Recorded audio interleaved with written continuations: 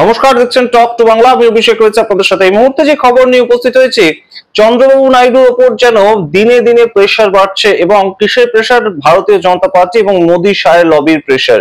তেমনই কিন্তু এই মুহূর্তে আবারও একটা প্রেক্ষাপট তৈরি হয়েছে। তার কারণ, এই মুহূর্তে উপরাষ্ট্রপতি নির্বাচন এগিয়ে আসছে এবং উপরাষ্ট্রপতি নির্বাচনে চন্দ্রবাবু নাইডু কোথাও কি গিয়ে ক্রস ভোটিং করতে পারেন সিক্রেট ব্যালটে? এই প্রশ্নটা কিন্তু আরো ঘনীভূত হচ্ছে। তার কারণ এই মুহূর্তে একদম আমরা দেখতে পেলাম যে চন্দ্রবাবু নাইডু অত্যন্ত ঘনিষ্ঠ বন্ধু বলা যেতে পারে, একদম রীতিমতন আত্মিক যোগাযোগ তাদের মধ্যে রয়েছে। তেমন সেই বন্ধু নিজেই বয়ান দিয়েছিলেন কয়েক বছর আগে, অনিল আম্বানি।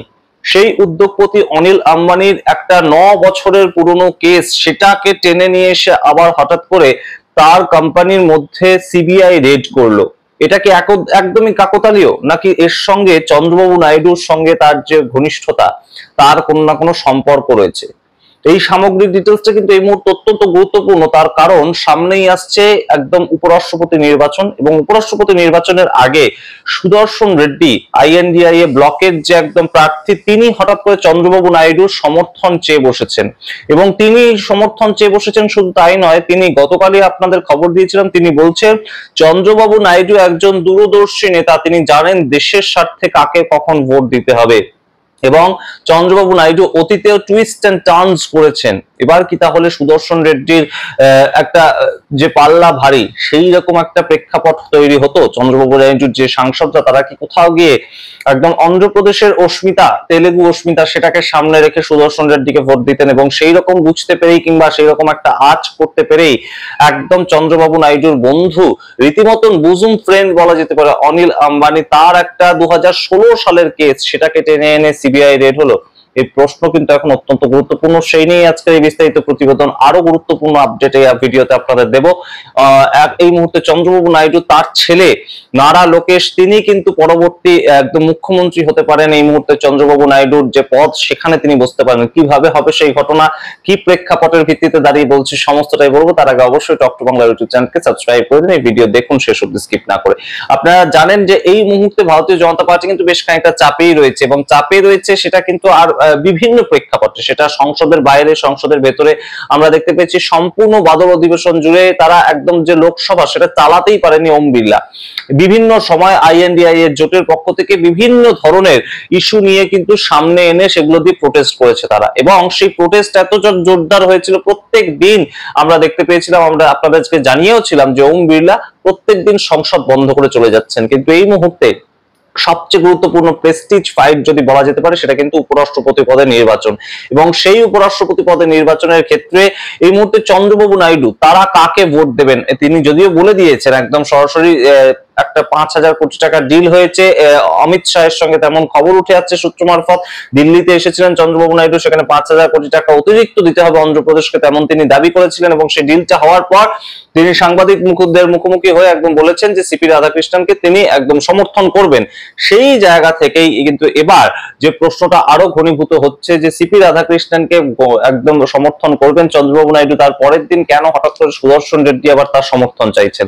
এবং তার মাঝখানেই আমরা দেখতে পেলাম যে অনিল আম্বানি, সেই অনিল আম্বানি, যে অনিল আম্বানির সঙ্গে কিন্তু নরেন্দ্র মোদীর নিজের খুব ভালো সখ্যতা ছিল। হয়তো মুকেশ আম্বানি তার সঙ্গে যতটা সখ্যতা, কিংবা তার সঙ্গে যতটা শোনা যায় গুঞ্জন রটে যে নরেন্দ্র মোদী অমিত শাহের একটা খুব ভালো সম্পর্ক এখনো রয়েছে, ততটা হয়তো নাও থাকতে পারে, কিন্তু অনিল আম্বানির সঙ্গেও কিন্তু সখ্যতা ছিল। এবং রাফাল যে একদম এরোপ্লেন, সেই রাফাল এরোপ্লেন তৈরি করার যে প্রজেক্ট, সেটা কিন্তু একদম আমরা দেখতে পেয়েছিলাম যে নরেন্দ্র মোদীর সরকারে আসার পরেই এই অনিল আম্বানির কোম্পানি কিন্তু সেটা পেয়েছিল, এবং বিশাল একটা ফ্যাক্টরি তৈরি হয়েছিল, এবং সেই ফ্যাক্টরিতে এরোপ্লেন তৈরি করা, কিংবা এরোপ্লেনের বিভিন্ন পার্টস গুলো তৈরি করা, সেই রকম একটা প্রজেক্ট তিনি পেয়েছিলেন। কিন্তু সেই অনিল আম্বানির একটা 9 বছরের পুরনো কেস হঠাৎ করেই কেন, সেটাকে কেন্দ্র করে নতুন কোনো কেস যদি থাকতো তাহলে সেটা একরকম হতো, কোনো স্ক্যাম যদি থাকতো সেটা একরকম। 9 বছরের পুরনো একটা অভিযোগ, সেটার উপর ভিত্তি করে হঠাৎ করেই তার বাড়িতে যেভাবে সিবিআই রেড হলো, তার অফিসে যেভাবে সিবিআই রেড হলো, সেটা কিন্তু রীতিমতন দৃষ্টি আকর্ষণ করার মতন। এবং এই মুহূর্তে পর্যবেক্ষকরা কিন্তু মনে করছেন যে রাজনৈতিকভাবে একদম চন্দ্রবাবু নাইডু, তাকে একটা কোথাও গিয়ে প্রেসার দেওয়ার জন্য, কিংবা তাকে কোথাও সতর্ক করার জন্য এই ঘটনা কিন্তু ঘটলো। এছাড়াও আপনাদেরকে মনে করিয়ে দিই যে কয়েকদিন আগেই কিন্তু নরেন্দ্র মোদী অমিত শাহের যে সরকার তারা কিন্তু একটা নতুন বিল এনেছিল এবং সেই বিলটা এখন কিন্তু সংসদে যে বিজনেস অ্যাডভাইজারি কমিটি কিংবা জয়েন্ট পার্লামেন্টারি কমিটি জেপিসির যে বৈঠক সেখানে উত্থাপিত হবে। বিলটা পেশ করেছিলেন অমিত শাহ এবং সেই বিলটাতে লেখা ছিল যে কোনো মন্ত্রী বা যে কোনো মুখ্যমন্ত্রী, কেন্দ্রীয় মন্ত্রী, প্রধানমন্ত্রী যে কেউ যদি 30 দিন হেফাজতে থাকেন তাহলে কিন্তু তাকে তার মন্ত্রিত্ব ছাড়তে হবে। এবং এই মুহূর্তে আপনাদের মনে থাকবে নিশ্চয়ই আপনারা জানেনও যে বিভিন্ন সময়ে চন্দ্রবাবু নাইডুর বিরুদ্ধে কিন্তু সিআইডি হতে পারে, সিবিআই হতে পারে, ইডি হতে পারে, প্রত্যেকেরই কেস রয়েছে। তিনি বেলে রয়েছেন, বিভিন্ন কেসের পরিপ্রেক্ষিতে তিনি বেলে রয়েছেন এবং যার জন্য তিনি এখনো পর্যন্ত কিন্তু বাইরে ঘুরে বেড়ান। সেই প্রেক্ষাপটে দাঁড়িয়ে চন্দ্রবাবু নাইডুকে কি কোথাও গিয়ে এই মুহূর্তে সতর্কীকরণ যে সিবিআই এই মুহূর্তে কিন্তু তোমার বন্ধুকে একদম রেড করছে তার পুরনো কেসের ভিত্তিতে, সুতরাং তোমার নামেও যে সমস্ত পুরনো কেসগুলো আছে সেটাও কিন্তু সাবধান। আমাদের কিন্তু এই মুহূর্তে সিবিআই একদম সতর্ক হয়ে গিয়েছে, সিবিআই সক্রিয় হয়ে গিয়েছে। এইটা কি একটা রীতিমতন ধারণা উঠে আসতে পারে? এই জায়গা থেকে কিন্তু আপনাদের মনে করিয়ে দিই যে চন্দ্রবাবু নাইডু কয়েক বছর আগে মনে করুন যে কিভাবে একদম প্রেস কনফারেন্সে হাউ হাউ করে কেঁদে ফেলেছিলেন, তার যখন গ্রেপ্তারির প্রসঙ্গ এসেছিল কিভাবে একদম হাউ হাউ করে কেঁদে ফেলেছিলেন। সুতরাং চন্দ্রবাবু নাইডুর যে চারিত্রিক যে একটা রীতিমতন আমরা দেখতে পেয়েছি পুলিশ কিংবা ধরপাকড় সেই সমস্ত দেখলে বিভিন্ন সময় তার একটা দুর্বলতা দেখা যায় এবং প্রেস কনফারেন্সে একজন রাজ্যের মুখ্যমন্ত্রী কেঁদে ফেলছেন হাউ হাউ করে, সেটা একটা নজিরবিহীন ছবি ছিল। সেটাই কি কোথাও সামনে রেখে কিংবা সেটাকে কোথাও মাথায় রেখে মনে করিয়ে দেওয়ার জন্য চন্দ্রবাবু নাইডুকে একটা সতর্কীকরণ দেওয়ার জন্য উপরাষ্ট্রপতি পদে নির্বাচনের ঠিক আগে কোথাও কি গিয়ে একটা অনিল আম্বানির যে এই কোম্পানির যে পুরনো একটা কেস সেটাকে টেনে এনে সিবিআই এই মুহূর্তে রেড করলো, নাকি সম্পূর্ণ বিষয়টাই কাকতালীয়, এর সঙ্গে রাজনীতির কোনো যোগাযোগ নেই? এই প্রশ্ন যখন উঠছে, আরো একটা প্রশ্ন উঠছে যে নারা লোকেশ হঠাৎ করে দিল্লি যাতায়াত খুব শুরু করে দিয়েছেন। নারা লোকেশের পরিচয় তিনি চন্দ্রবাবু নাইডুর ছেলে, তিনি এই মুহূর্তে কিন্তু টিডিপি পার্টির পরবর্তী উত্তরাধিকারী এবং সেটা কিন্তু একদম সর্বজন বিদিত। টিডিপি পার্টির যারা নেতা তারা কিন্তু নারা লোকেশের সম্বন্ধে এই মুহূর্তে রীতিমতন জিন্দাবাদ এই কথাটা বলেন এবং সেই জায়গা থেকে নারা লোকেশ পরবর্তী উত্তরাধিকারী হন, টিডিপি পার্টির মুখ্যমন্ত্রী পদেও বসুন, সেটা কিন্তু চন্দ্রবাবু নাইডু নিজেই চাইছেন যে তিনি থাকতে থাকতে যেন সম্পূর্ণ দায়িত্ব এই মুহূর্তে নারা লোকেশ বুঝে নেন। এবং সেই প্রেক্ষাপটে দাঁড়িয়ে এখনো অন্ধ্রপ্রদেশের যে পরবর্তী ভোট সেটা কিন্তু বেশ খানিকটা দেরি আছে এবং জগনমোহন রেড্ডি তিনি কিন্তু কোমর বাঁধছেন বিধানসভাটাকে দখল করার জন্য, তিনি কিন্তু কোমর বাঁধছেন, প্রাক্তন যিনি একদম মুখ্যমন্ত্রী ছিলেন।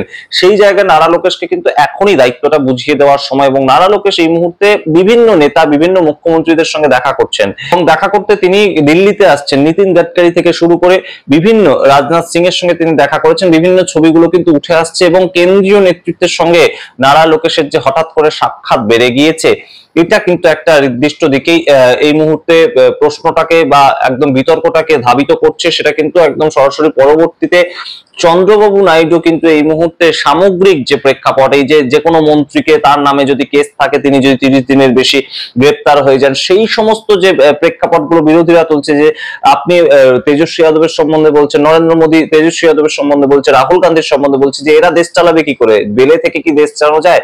সেই ক্ষেত্রে তো প্রশ্নটা উঠছে চন্দ্রবাবু নাইডু তিনিও তো বেলে থেকেই দেশ চালাচ্ছেন কিংবা রাজ্য চালাচ্ছেন, এইটার থেকে বের করে আনার জন্য চন্দ্রবাবু নাইডুকে কিন্তু ন্যাশনাল পলিটিক্সে আসার একটা রীতিমতন প্রেক্ষাপট তৈরি হয়েছে এবং ভারতীয় জনতা পার্টি সূত্রের যেটা খবর সেটা কিন্তু অবশ্যই চন্দ্রবাবু নাইডু পরবর্তীতে নারা লোকেশ মুখ্যমন্ত্রীর দায়িত্বে বসতে পারেন তেমন কিন্তু একটা খবর এই মুহূর্তে রয়েছে। এবং নারা লোকেশের যে কেস, সম্পূর্ণ নারা লোকেশের যে ব্যাকগ্রাউন্ড সেটা কিন্তু তেমন চন্দ্রবাবু নাইডুর মতন কলঙ্কিত নয়। বিভিন্ন এজেন্সি বা বিভিন্ন পুলিশ কাস্টাডি বা এরকম যে বিষয়গুলো সেগুলো কিন্তু নারা লোকেশের সঙ্গে যায় না। তার একটা স্বচ্ছ ভাবমূর্তি যুব নেতা এবং তিনি নতুন পলিটিক্সে এসেছেন, সেই জায়গা থেকে নারা লোকেশের অনেকটাই কিন্তু বিপদহীন।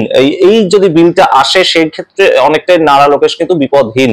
সেই প্রেক্ষাপটেই কিন্তু নারা লোকেশ পরবর্তী চন্দ্রবাবু নাইডুর দায়িত্বটা নিতে পারেন বলেই অনেকে মনে করছেন এবং তার সঙ্গে চন্দ্রবাবু নাইডু তাকেও একটা সতর্ক বার্তা যে কোনো মতেই যেন উপরাষ্ট্রপতি পদে নির্বাচনে সিক্রেট ব্যালটে ভোট হলেও যেন ক্রস ভোটিং না হয়, সুদর্শন রেড্ডি যেন ভোটটা না পান। সেটা কি কোথাও এই মুহূর্তে অনিল আম্বানির যে কোম্পানিতে রেড সেটা একটা দিকে নির্দেশ করছে এবং নারা লোকেশ কেন এত যাতায়াত করছেন দিল্লিতে বিভিন্ন বড় বড় নেতাদের সঙ্গে, কি তার বৈঠক? নারা লোকেশ এমন কিছু অ্যাক্টিভ যে নেতা ছিলেন অন্ধ্রপ্রদেশের তেমনও ছিল না, সেই জায়গায় হঠাৎ করে কেন এতটা প্রোঅ্যাক্টিভ হয়ে গেলেন তিনি? আপনারা কি মনে করেন? সমস্ত প্রতিবেদনের ভিত্তিতে অবশ্যই কমেন্ট বক্সে কমেন্ট করুন। দেখতে এখন টক টু বাংলা, প্রত্যেকটি ভিডিও লাইক করুন, কমেন্ট করুন, শেয়ার করুন, অবশ্যই টক টু বাংলা ইউটিউব চ্যানেলটিকে সাবস্ক্রাইব করে দিন। ধন্যবাদ।